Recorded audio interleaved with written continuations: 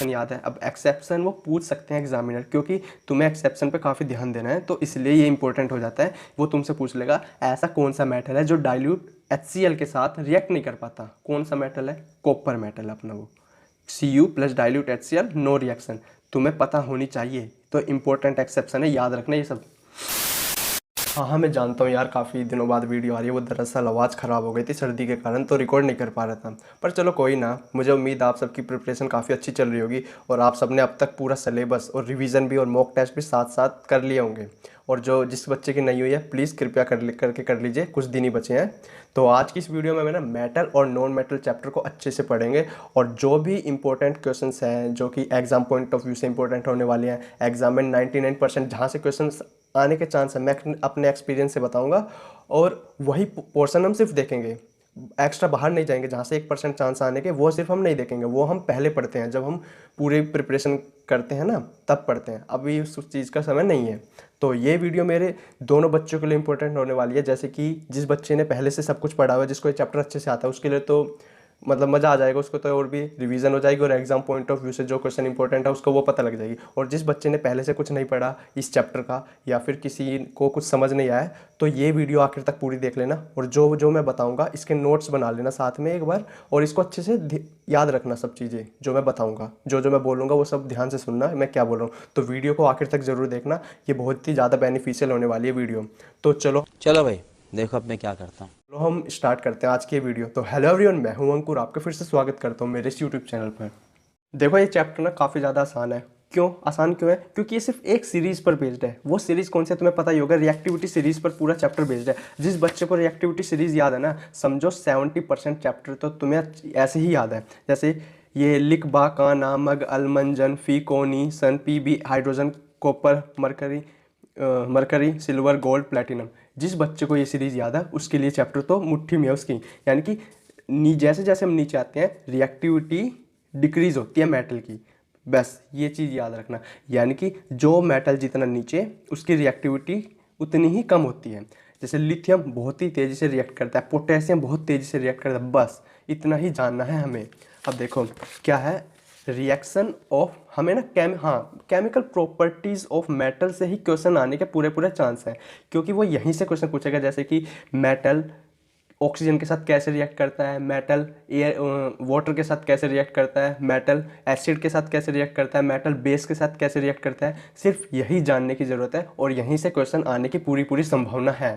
देखो reaction of metal with oxygen, सबसे पहले हम ये पढ़ेंगे। अब देखो मेटल होते क्या हैं, ये तो सब तुम जानते होंगे। जैसे मेटल कैसे बनते हैं कि जो इलेक्ट्रॉन को लूज करके खुद इलेक्ट्रोपॉजिटिव एलिमेंट बन जाते हैं, वो ही मेटल कहलाते हैं ना। मेटल तो यही होते हैं ना। अब मेटल पाए कहाँ जाते हैं, तुमने पीरियडिक टेबल तो देखी होगी, कुछ ऐसी दिखती है ना। ये हमारी पीरियडिक टेबल होते हैं। इसमें 4 ब्लॉक होते हैं, S block, D block, P block और एफ ब्लॉक नीचे होता है, ये ऐसे है ना एफ ब्लॉक। देखो एस ब्लॉक में हमारे जनरली सारे मेटल पाए जाते हैं, है ना, हाइड्रोजन को छोड़कर। वो हाइड्रोजन कुछ एक्सेप्शन है, वो तुम आगे जान लोगे क्लास 11th में। डी ब्लॉक में भी हमारे कुछ मेटल पाए जाते हैं, और पी ब्लॉक में भी। ऐसा नहीं है कि एस ब्लॉक में ही सारे मेटल है, यहाँ पर भी कुछ पाए जाते हैं, बट जनरली यहाँ पर कम पाए जाते हैं। जैसे यहाँ पर पाया जाता है अपना गोल्ड सिल्वर, ये पाए जाते हैं। बट तुम्हें ये सब जानने की जरूरत नहीं है जो मैं बता रहा हूँ। अब सिर्फ मुद्दे की बात पे आते हैं। ये सिर्फ मैंने तुम्हें एक ओवरव्यू दे दिया, मेटल कहाँ पे पाए जाते हैं पीरियडिक टेबल में। हमारे जनरली मेटल इस साइड पाए जाते हैं, और इधर जाते वक्त है ना एसिडिक प्रॉपर्टी इंक्रीज होती है एलिमेंट्स की इधर जाते वक्त। तो यानी कि हमारे मेटल क्या हुए, बेसिक इन नेचर, है ना, बिल्कुल सही बात।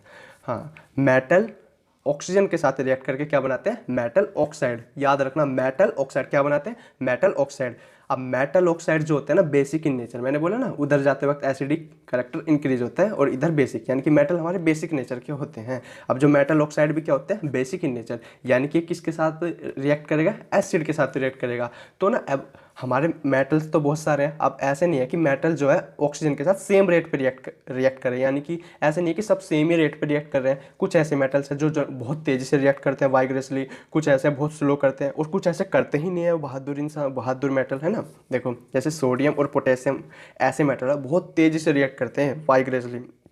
क्या बनाते हैं, जैसे सोडियम ऑक्सीजन के साथ रिएक्ट करके क्या बना दिया, सोडियम ऑक्साइड। ऐसे सिमिलरली के भी बना देगा, K2O, similarly K2O, potassium oxide. अब सोडियम और पोटेशियम मेटल जो है ना कैरोसिन ऑयल में रखे जाते हैं। क्यों?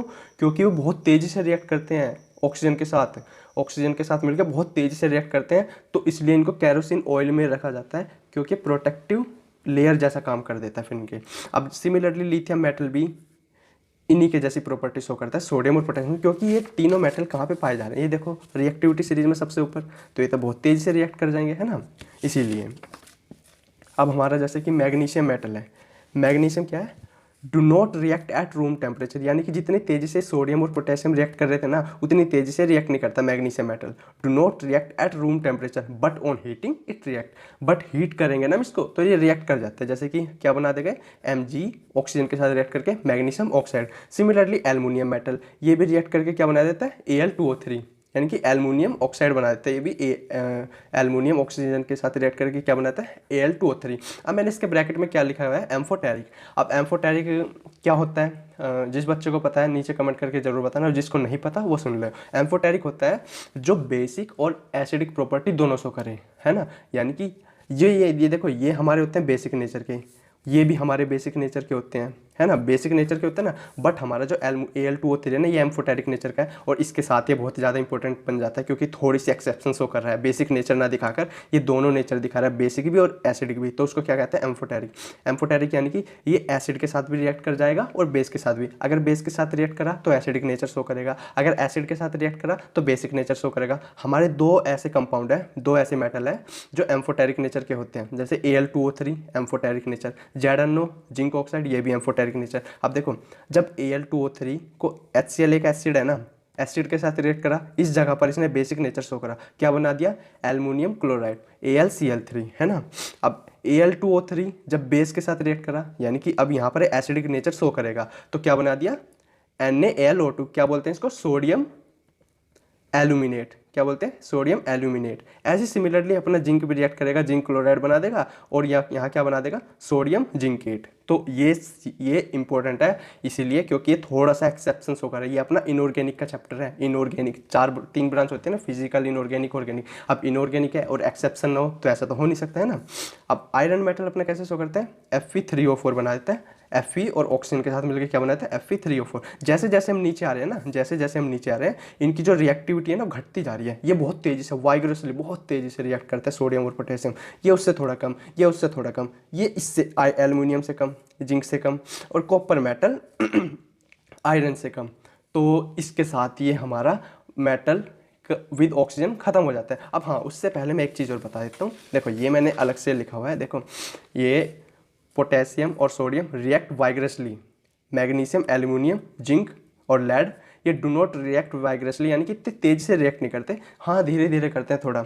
और है ना, ये क्यों धीरे धीरे क्यों करते हैं भैया, क्योंकि इनके ऊपर है ना एक ऑक्साइड की लेयर बन जाती है जो इनको प्रोटेक्ट करती है, जो इनको आगे ऑक्सीडाइज होने से रोकती है, ऑक्सीडेशन फर्दर ऑक्सीडेशन होने से रोकती है, इसलिए ये काफ़ी ज़्यादा स्लो रिएक्ट करते हैं, मैग्नीशियम एल्युमिनियम जिंक लेड, और ये बहुत तेज़ी से रिएक्ट करते हैं, इसलिए इनको हमें ना केरोसिन ऑयल में डुबा के रखते हैं ताकि ये बहुत तेज़ी से रिएक्ट ना कर जाए। अगर हम इसको ओपन छोड़ देंगे ये तो बच जाते हैं क्योंकि इनके ऊपर एक ऑक्साइड की लेयर जमा हो जाती है, बट ये नहीं बच पाते, इसलिए हम इनको केरोसिन ऑयल में रखते हैं। अब देखो आयरन है ना, डजेंट बर्न ऑन हीटिंग, ये हीट करने पर भी बर्न नहीं होता, बट अगर हम इसको स्पेरिंगली अगर हम इसको फ्लेम के ऊपर डालें ना तो बहुत तेज़ी से रिएक्ट करता है। NCERT की लाइन है ये। अब जो हमारा कॉपर है डजेंट बर्न, ये बर्न नहीं होता, बट हॉट मेटल जो है ना, ये हॉट मेटल जो इसका ये coat with a black coloured layer of copper oxide. अब ऐसे कौन से मेटल है जो रिएक्ट नहीं करते ऑक्सीजन के साथ, मैंने बताया ना ऐसे कुछ मेटल होते हैं बहादुर मेटल, है ना। तो ये क्या है, सिल्वर और gold do not react with oxygen even at high temperature, यानी कि तुम हाई टेम्परेचर भी हाई कर दोगे ना, तुम सोच रहे हो चलो भाई टेम्परेचर हाई कर देते हैं अब तो रिएक्ट करेगा ही, कितना ही बढ़ा लो ना रिएक्ट करना है, बिल्कुल रिएक्ट नहीं करते। तो हमारे ये कुछ ऐसे मेटल हैं।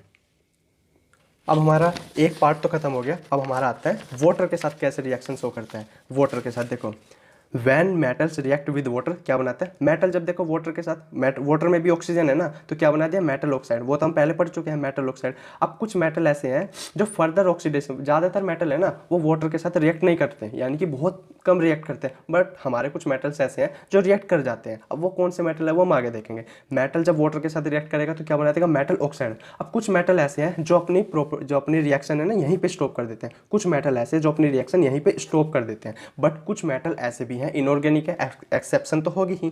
अब कुछ मेटल ऐसे हैं जो फर्दर वाटर के साथ रिएक्ट करते हैं और मेटल हाइड्रोक्साइड बना देते हैं। अब ऐसा है तो है नहीं, वाटर को तुम एक बूंदी डालोगे, हमारी जो टेस्ट ट्यूब, हमारा जो बीकर है उसमें काफ़ी ज़्यादा वाटर होता है, तो वहाँ से हम वो सीधा मेटल हाइड्रोक्साइड पर आकर अपनी रिएक्शन को स्टॉप करता है। कुछ मेटल ऐसे होते हैं जो कि अपनी रिएक्शन को यहीं पे स्टॉप कर देते हैं, बट कुछ मेटल भी ऐसे भी हैं जो कि मेटल हाइड्रोक्साइड पे आके स्टॉप करते हैं। तो ये चीज़ याद रखना।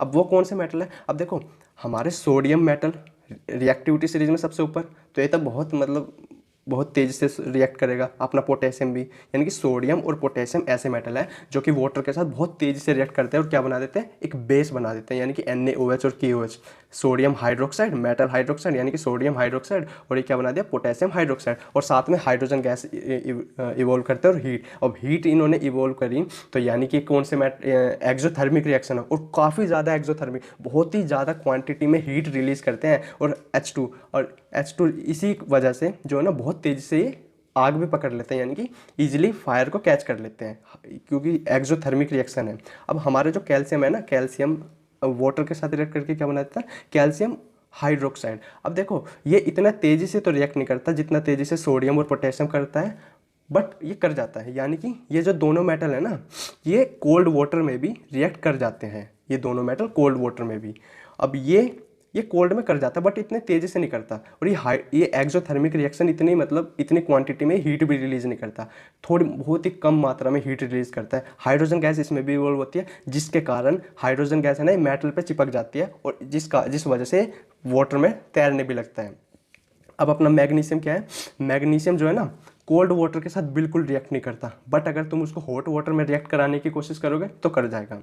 अब एल्युमिनियम, आयरन और जिंक ये कोल्ड वाटर के साथ रिएक्ट नहीं करते, ये हॉट वाटर के साथ भी रिएक्ट नहीं करते, बट अगर तुम इनको स्टीम में डाल दोगे, मतलब स्टीम होती है ना भाप, अगर तुम उसमें कर दोगे तो ये रिएक्ट कर जाएगा। या तुम्हें पता है ना, एक चीज़ पता होनी चाहिए, कमेंट करके बताना, हॉट वाटर और स्टीम में अगर किसी के इंसान के हाथ पे एक उबलता हुआ पानी डाल दें हम, हॉट वाटर, और एक स्टीम की भाप डाल दें, किससे ज़्यादा तेज़ी से बर्न होगा, किससे ज़्यादा तकलीफ होगी, तकलीफ तो दोनों से होगी पर ज़्यादा किससे होगी, नीचे कमेंट करके ज़रूर बताना। हाँ, यानी कि किसका टेम्परेचर सबसे ज़्यादा होता है, हॉट वाटर का या स्टीम का।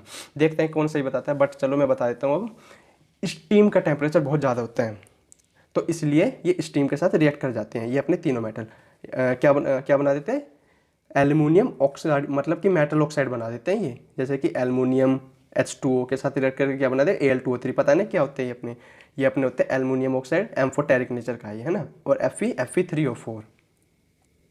तो ये सब चीज़ें याद रखनी, जो मैं तुम्हें बता रहा हूँ ना, इसको अच्छे से रिवाइंड करके, अगर किसी को कुछ समझना है तो फिर से देख लेना, और नहीं कुछ समझ आए तो कमेंट करके ज़रूर बताना कि मैं फिर से वहाँ पे एक्सप्लेन कर दूंगा। अब देखो ये चीज़ है, लेड, कॉपर, सिल्वर, गोल्ड, ये 4 मेटल ऐसे हैं, याद रखना इनको भी। ये तो ना तो कोल्ड वाटर में रिएक्ट करते, ना ही हॉट वाटर में रिएक्ट करते, और ना ही स्टीम में रिएक्ट करते।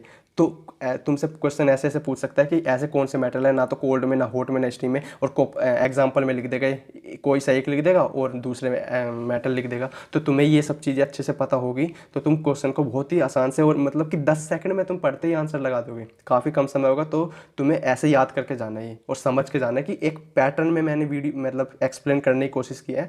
और अगर तुम्हें पसंद आए तो प्लीज़ नीचे कमेंट करके ज़रूर बताना कि हाँ, आपने बहुत अच्छे से बताया और हमें समझ आई। तो जो चीज़, अब देखो ऑक्सीजन के साथ मैंने बता दिया, वाटर के साथ मैंने बता दिया।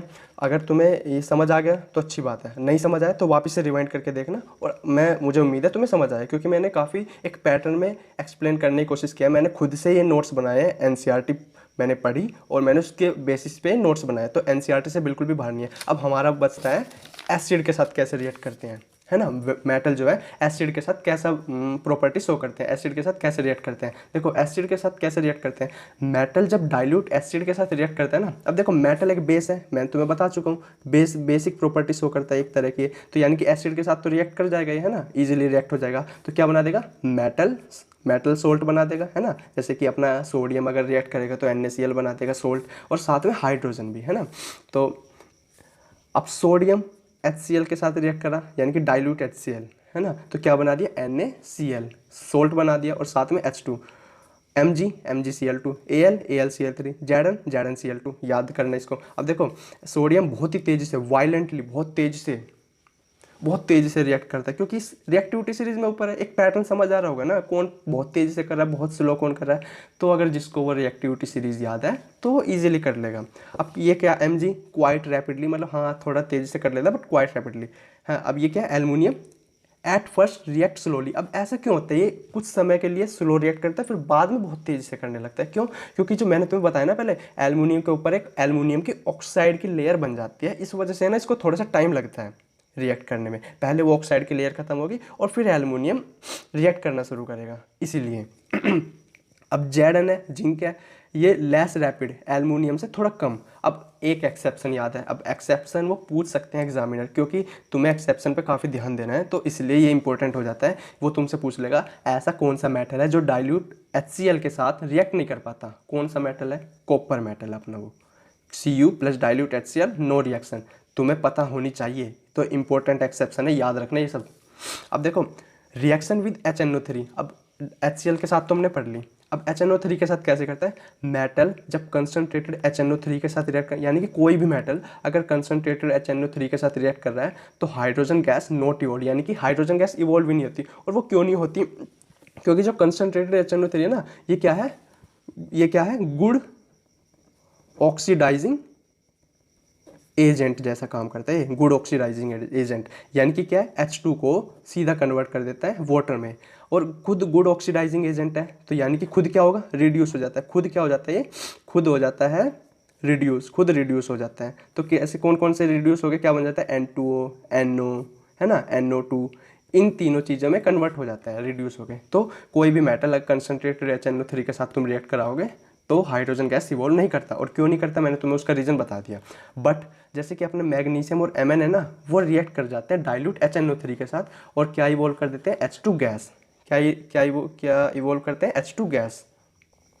तो मेरे एक्सपीरियंस से है ना, ये चैप्टर में इस पोर्शन से 99% क्वेश्चन आने के चांस है। सिर्फ जिसने बच्चे ने अच्छे से वीडियो को कंप्लीट देखी उसके लिए तो बहुत बहुत शुक्रिया, और तुम्हें भी काम आएगी वीडियो। तो जो मैंने पढ़ा है ना, इसको अच्छे से पढ़ना, NCERT से एक बार रीडिंग करना, और जो मैंने बताया ये तुम नोट भी कर लेना अच्छे से, और तुम एग्जाम में क्वेश्चन इसकी प्रैक्टिस भी करके देखना है। एग्जाम से पहले मॉक टेस्ट लगाओगे तो इसकी क्वेश्चन भी प्रैक्टिस करके देखना, तुम कर लोगे। अरे हाँ, एक चीज़ और मुझे बतानी थी उससे पहले, वो मैं भूल गया, पता नहीं कैसे भूल गया अचानक से मुझे। चलो अच्छा है, याद आ गया, वरना फिर मैं वीडियो बनानी पड़ती फिर से। देखो क्या है, एक्वारेजिया, बुक में लिखा है तुम्हारे एक्वारेजिया। ये क्या होता है, देखो कुछ मेटल ऐसे होते हैं जैसे कि अपने गोल्ड, प्लेटिनम, ये बिल्कुल भी रिएक्ट नहीं कर पाते एसिड के साथ, यानी कि ये HCl के साथ भी रिएक्ट नहीं करते, और ना ही ये HNO3 के साथ रिएक्ट करते, है ना। गोल्ड और प्लेटिनम जैसे ऐसे कुछ मेटल हैं जो कि रिएक्ट नहीं कर पाते। बट एक्वारेजिया क्या है, अगर हम HCl एंड HNO3 का एक ऐसा सॉल्यूशन बनाए, HNO3 का एक ऐसा सॉल्यूशन बनाए, यानी कि 3:1 की मात्रा में एक ऐसा सॉल्यूशन बनाए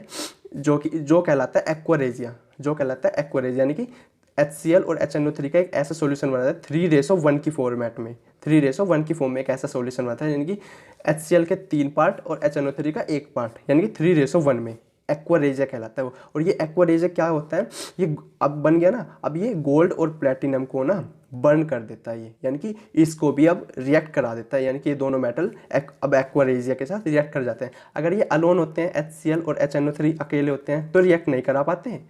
बट अगर इनको एक ऐसे फॉर्म में डाल देते हैं 3:1 की फॉर्म में, HCl के 3 पार्ट और HNO3 का 1 पार्ट, तो वो एक्वारेजिया कहलाता है। तो अब ये गोल्ड और प्लेटिनम जैसे मेटल ये रिएक्ट कर जाते हैं। तो ये भी बहुत ही ज़्यादा इंपॉर्टेंट हो जाता है। ब्रैकेट में तुम्हारे NCERT में एक बॉक्स में करके लिखा हुआ है, तो ये भी इंपॉर्टेंट है, याद रखना। ये भी पता नहीं कैसे भूल गया था, पर चलो अच्छा है, याद आ गया।